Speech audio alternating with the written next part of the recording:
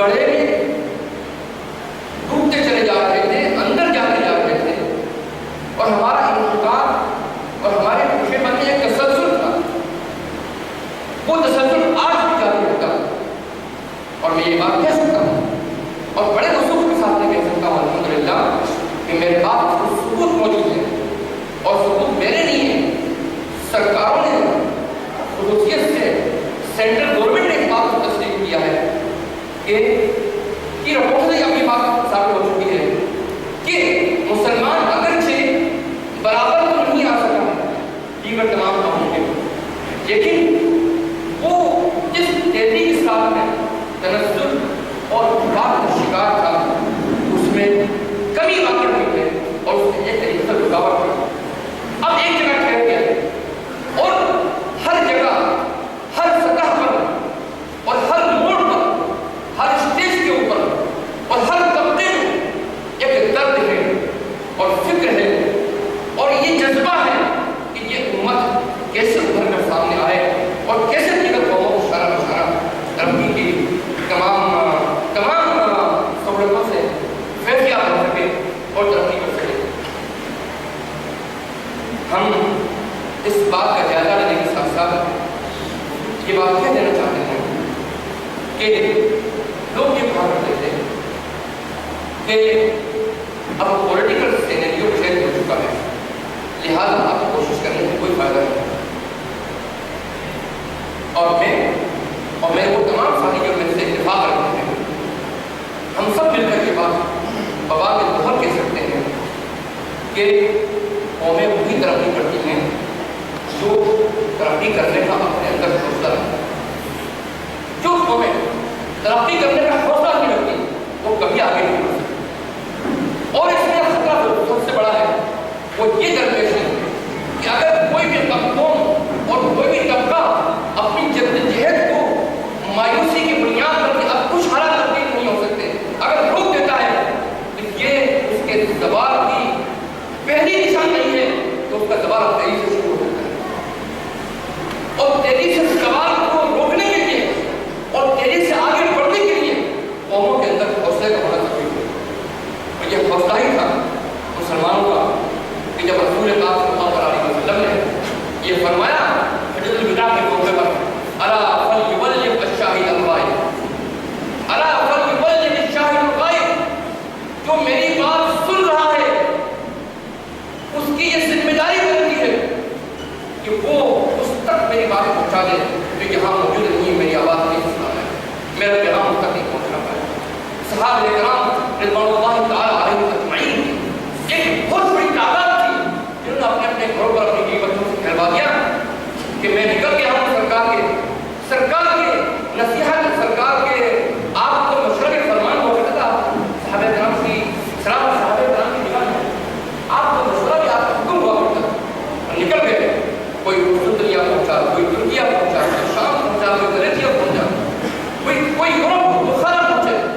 آج دنیا کے چپے چپے میں یورپ اور افریقہ سے لے کر دنیا کی تمام عظیم بر اعظموں کے اندر اپنا صحابہ کرام رضوان اللہ تعالی علیہم اجمعین اور تابعین تبع تابعین کے مزارات موجود ہیں جو کہ اپنے گھروں کو صحابہ کرام نہیں لوٹے اور انہیں گھر میں کہلوا دیا کہ اگر زندگی بخیر رہی تو میں تمہاری صورت جگ رہا ہوں، ورنہ میں سرکار کے فرمان کو پورا کرنے کے لیے میں نکل گیا ہوں اللہ کے نبی کے فرمان کو دوسری امت اور دوسروں تک پہنچانے کے لیے۔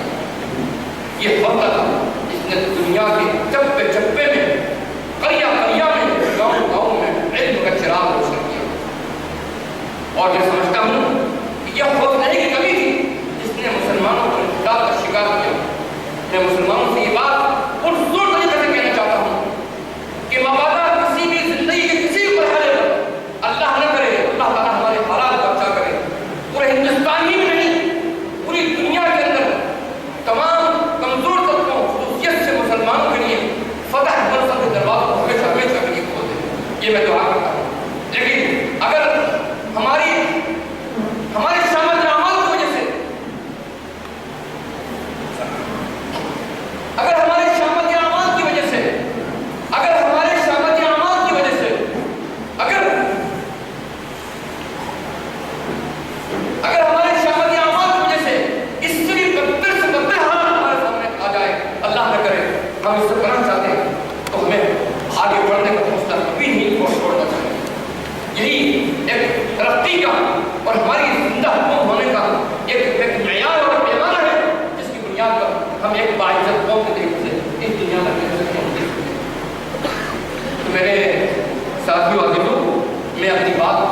آگے بڑھاتا ہوں اور یہ بات کرتا ہوں کہ ضرورت کیا پیش آئی اس بات کی کہ مسلمانوں کی تعلیمی اور فلاحی ترقی کے لیے غور و فکر کیا جائے.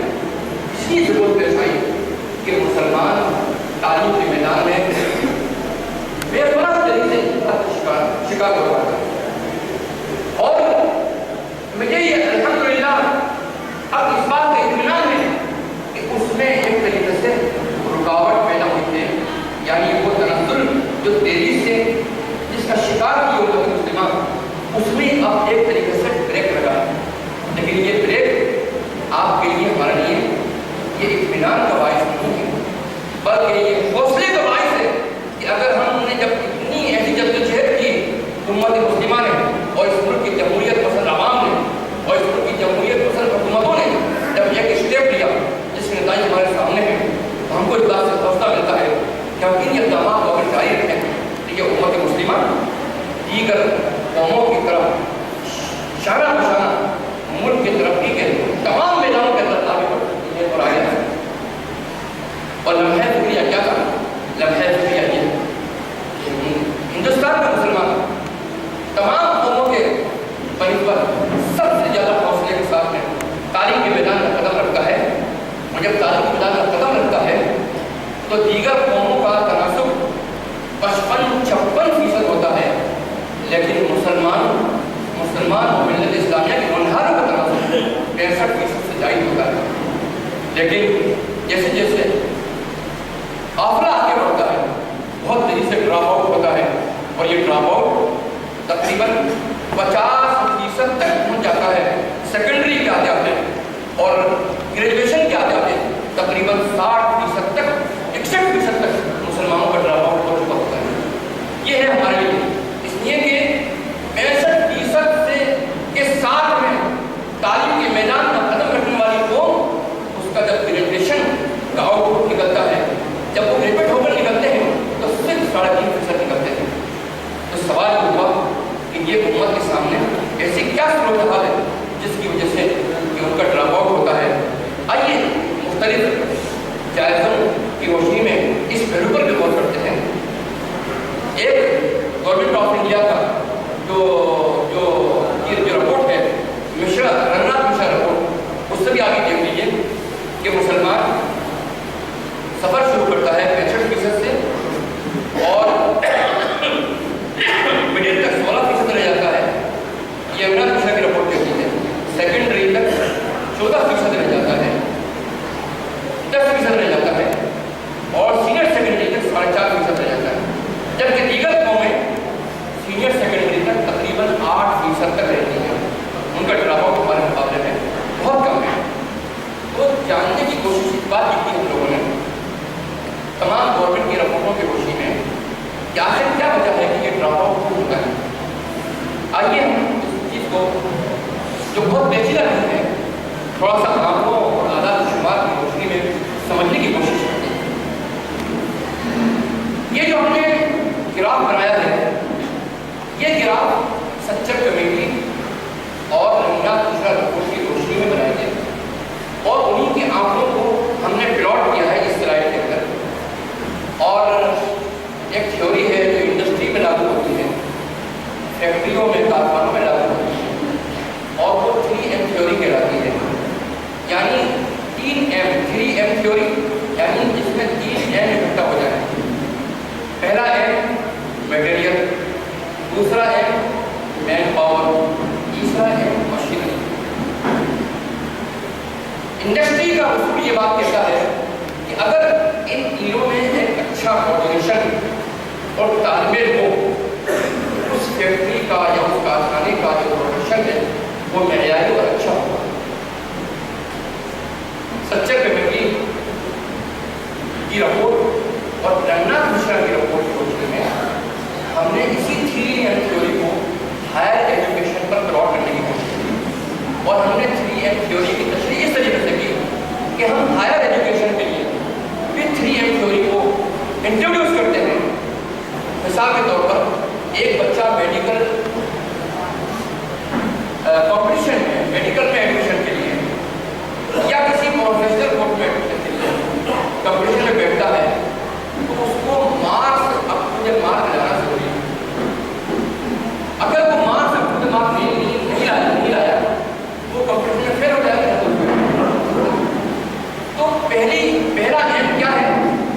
جو پہلی شرط کیا ہے کہ مارکس اپنے بات یعنی کمپٹیشن کلیئر کرنا، نمبر 1۔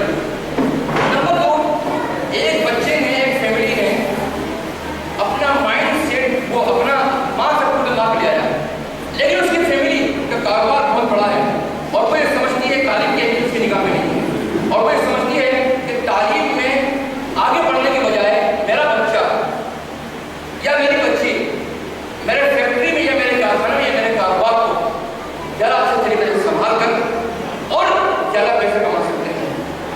لہٰذا معلوم یہ ہوا کہ مائنڈ سیٹ یا کیا ہوتی کچھ بات ہو سکتی ہے، اور یہ دوسری شرط یہ ہے کہ مائنڈ کا سیٹ ہونا، یعنی ذہن تیار کرنا کہ ہاں ہمیں میڈیکل میں ایڈمیشن لینا ہے۔ نمبر 2۔ نمبر 3، منی یعنی پیسہ۔ بیٹھ جائیے آپ سے آواز میں۔ منی یعنی پیسہ۔ ایک شخص ہے اس نے پہلی شرط پوری کر لی یعنی کمپٹیشن کو کلیئر کر لیا، نمبر 1۔ نمبر 2، اس کی فیملی کا مائنڈ بھی سیٹ ہے، یعنی فیملی کے اوپر تیار ہے کہ اپنے بچے کا میڈیکل میں ایڈمیشن کرا سکتے ہیں اور کرانا چاہتے ہیں، لیکن ان کے پاس فیس بھرنے کے لیے پیسہ نہیں، معلومات نہیں موجود ہے۔ ان تینوں شرطوں کی روشنی میں اب آپ اس سلائڈ کو سمجھنے کی کوشش کیجیے کہ مسلمانوں کے اعلیٰ تعلیم میں نہ جانے کی کیا وجوہات ہیں۔ سچر صاحب فرماتے ہیں کہ 55% مسلمان ایسے ہیں کہ جن کی فیملی کی آمدنی پر کیپٹل یعنی 5 اگر افراد ہیں، مثال کے طور پر ایک فرد کی آمدنی پوری فیملی کی انکم کو اگر ڈیوائڈ کیا جائے 5 حصوں میں، مثال کے طور پر تصور کر لیتے ہیں ایک فیملی 500 روپئے ہوگی، وہ 0 روپئے سے لے کر ہوتا ہے کہ ایک ریپٹ کی آمدنی نہ ہو، لیکن اس کی میکسیمم آمدنی، زیادہ سے زیادہ آمدنی یا خرچ کرنے کی طاقت 500 روپئے مہینہ ہے، تو ہم زیادہ سے زیادہ طاقت مان لیتے ہیں، زیادہ سے زیادہ کیپیسٹی ہم تصور کر لیتے ہیں۔ تو ہماری وہاں کی ایک فیملی کی خرچ کرنے کی طاقت 500 روپئے کے حساب سے 2500 روپئے کی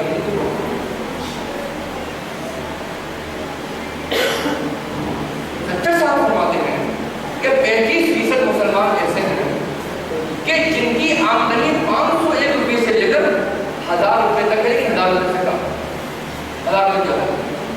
10% مسلمان ایسے ہیں کہ جن کی آمدنی 10,000 سے اپنا 1000 سے اوپر ہے، 1000 سے اوپر کی کوئی لمٹ نہیں، 1,00,000 روپئے کو ہوتی ہے 1 کروڑ روپئے۔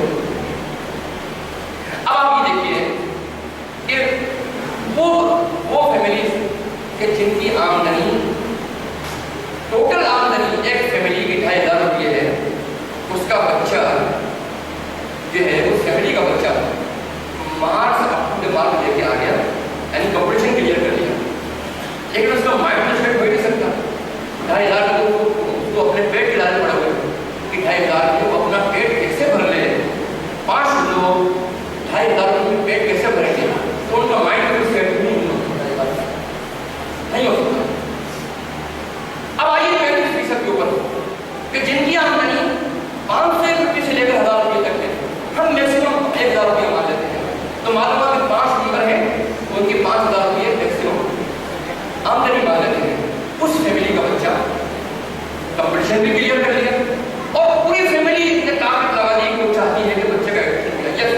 یس مطلب یہ کہ مائنڈ بھی سیٹ ہے، لیکن میڈیکل کالج میں فیس بھرنے کے لیے پیسہ نہیں ہے، لہٰذا یہاں پر بھی روک لگی۔ معلوم ہوا کہ ہائر ایجوکیشن کی دوڑ سے ہندوستان کے 90% مسلمانوں پر بہت لگ چکی ہے کہ وہ نکل گئے ہائر ایجوکیشن کی دوڑ سے، صرف 10% دیکھیں، لیکن 10% زیادہ المیہ کو دیکھ لیجیے، 10% کے ساتھ المیہ یہ ہے کہ ان کے پاس پیسہ تو ہے، لیکن کیا گارنٹی ہے کہ ان کا بچہ کمپٹیشن کلیئر کر لے گا؟ کیا گارنٹی ہے اس بات کی کہ ان کی فیملی کا مائنڈ سیٹ ہوگا کہ بچوں کو اپنے ہائر ایجوکیشن دے گی؟ کوئی گارنٹی نہیں۔ لہذا یہی وجہ ہے کہ آج ہندوستان کے اندر اس اکنامک کنڈیشن خراب ہونے کی وجہ سے مسلمانوں کا انتقال تعلیم کے تعلق ہوا ہے۔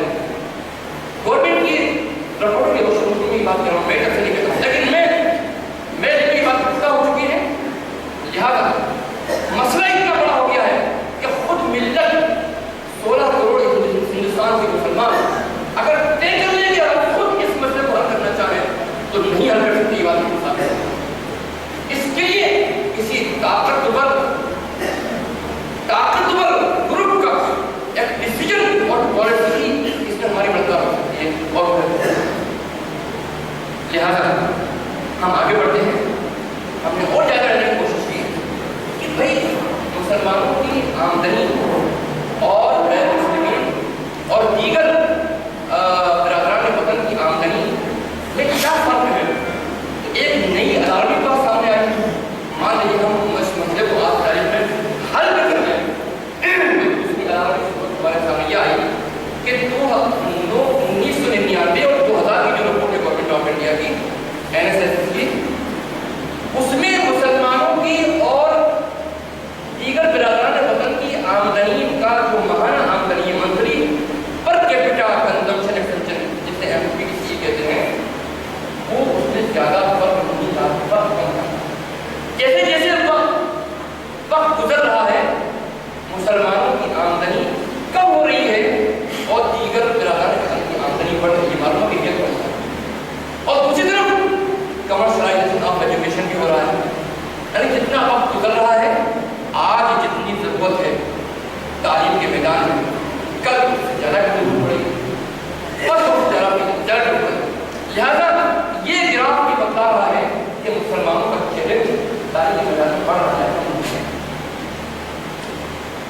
لہٰذا ضرورت تھی کہ یہ خسارہ اتنا بڑا ایک پہاڑ کی شکل ہمارے سامنے اختیار کر چکا ہے, وہ اس کے لیے کوئی نہ کوئی ذریعہ اور کوئی نہ کوئی ایسا ریسورس تلاش کرنا پڑے گا کہ جس کے ذریعے اس عظیم خراب کو پورا کیا جا سکے.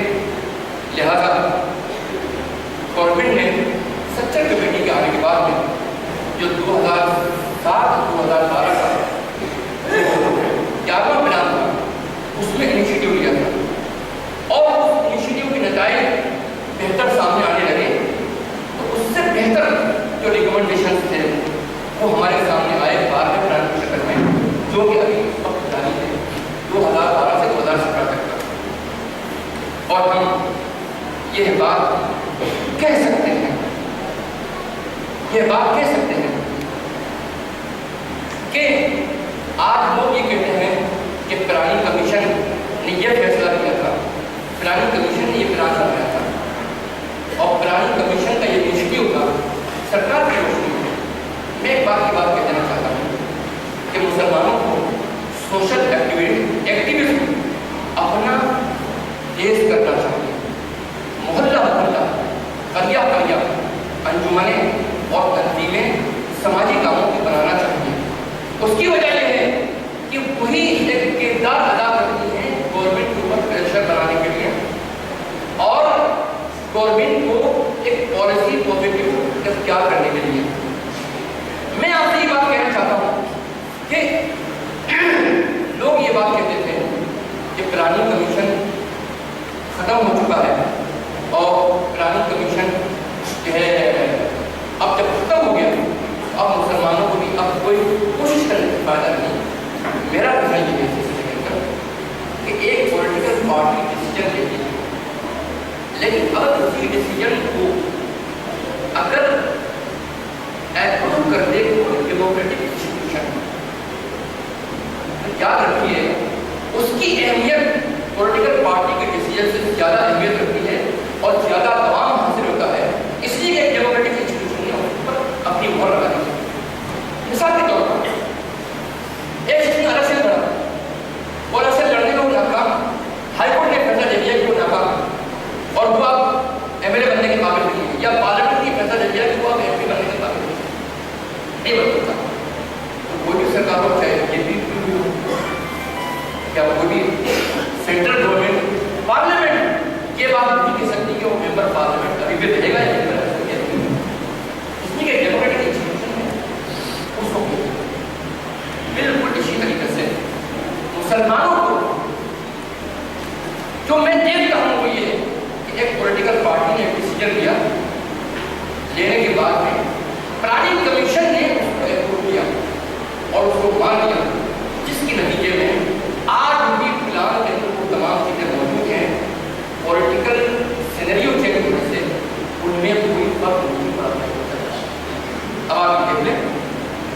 کہ میں آپ کو بتاتا ہوں کہ وہ اسکیمیں جو کہ پہلے چل رہی تھیں وہ آج بھی جاری ہیں. مثال کے طور پر آپ یہ کہہ سکتے ہیں کہ سب سے پہلی اسکیم ڈائریکٹ انٹرونشن کی اسکیم ہے جو اسکالرشپ کی اسکیم کہلاتی ہے.